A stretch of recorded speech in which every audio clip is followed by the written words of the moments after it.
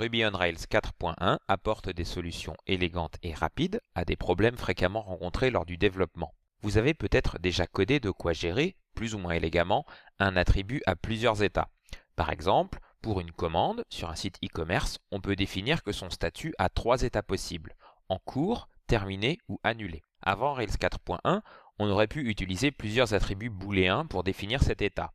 Un attribut annulé, qui peut être vrai ou faux, et un autre pour terminer, etc.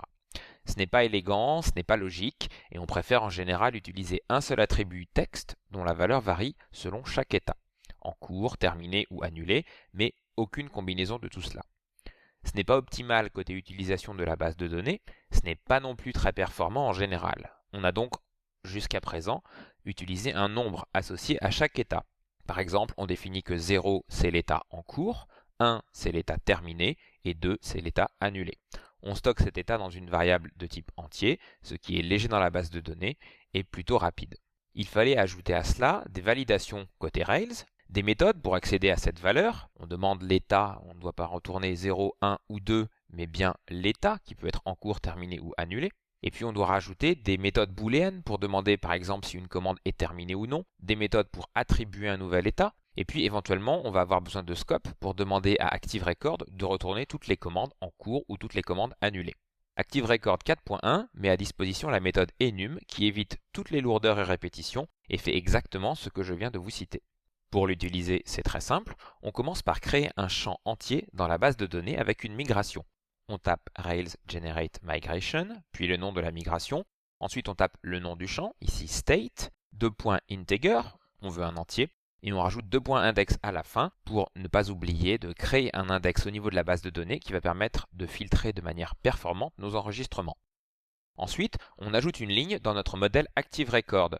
On spécifie enum, espace, le nom de l'attribut que l'on désire, ici state, qui veut dire état en anglais, et puis on passe tout simplement un tableau avec la liste des valeurs possibles, ici in progress, completed et cancelled, qui signifie en cours, terminé et annulé.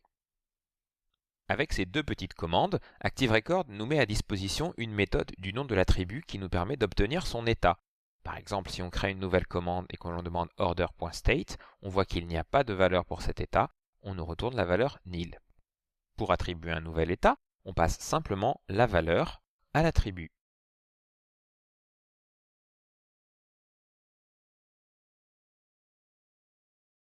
Pour savoir si votre modèle est dans un des états donnés, avec une syntaxe plutôt sympathique, ActiveRecord met à disposition des méthodes booléennes. Dans notre exemple, order.completed, renvoie la valeur true, puisque l'état de la commande est terminé. On peut également interroger pour savoir si elle est annulée ou en cours.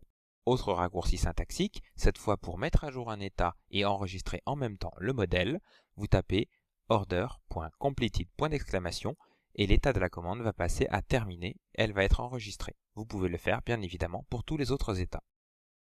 ActiveRecord nous met également à disposition des scopes automatiquement créés pour chacun des états. On peut taper order.cancelled pour obtenir toutes les commandes qui ont été annulées, order.completed ou order.inprogress. Ces scopes permettent également de créer, par exemple, une nouvelle commande avec l'état en cours. On tape order.inprogress.create et comme avec tout scope précédant une méthode create, les attributs spécifiques au scope vont être utilisés pour créer le nouvel objet. Pour spécifier une valeur par défaut pour notre champ, on doit enregistrer cela dans la base de données et pas dans Rails. Dans notre cas, la première valeur pour une commande en cours est en première position, donc elle a l'index 0. On va créer une migration, Rails Generate Migration. Ensuite, on va définir que notre colonne statut dans la table order a toujours une valeur entière, mais par défaut, elle doit être à 0. On lance la migration avec Rake. Puis on retourne dans la console et on voit que si l'on crée une nouvelle commande, la valeur par défaut est bien en cours, in progress. Derrière toutes ces méthodes très lisibles, Rails utilise un simple nombre entier dans la base de données pour enregistrer la valeur en cours pour votre attribut. Dans le cas d'une valeur in progress pour l'état d'une commande, cette valeur est la première dans le tableau que l'on a défini dans notre modèle. Du coup, sa position est 0 et dans la base de données, on voit en tapant order entre crochets state que c'est la valeur 0 qui est stockée dans la base de données.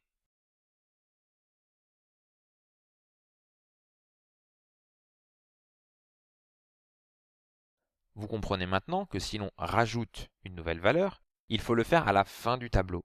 Si vous le mettez à une quelconque autre position, les positions des éléments vont être décalées et vous allez vous retrouver, dans notre cas par exemple, avec des commandes qui étaient annulées qui peuvent devenir en cours ou terminées, etc.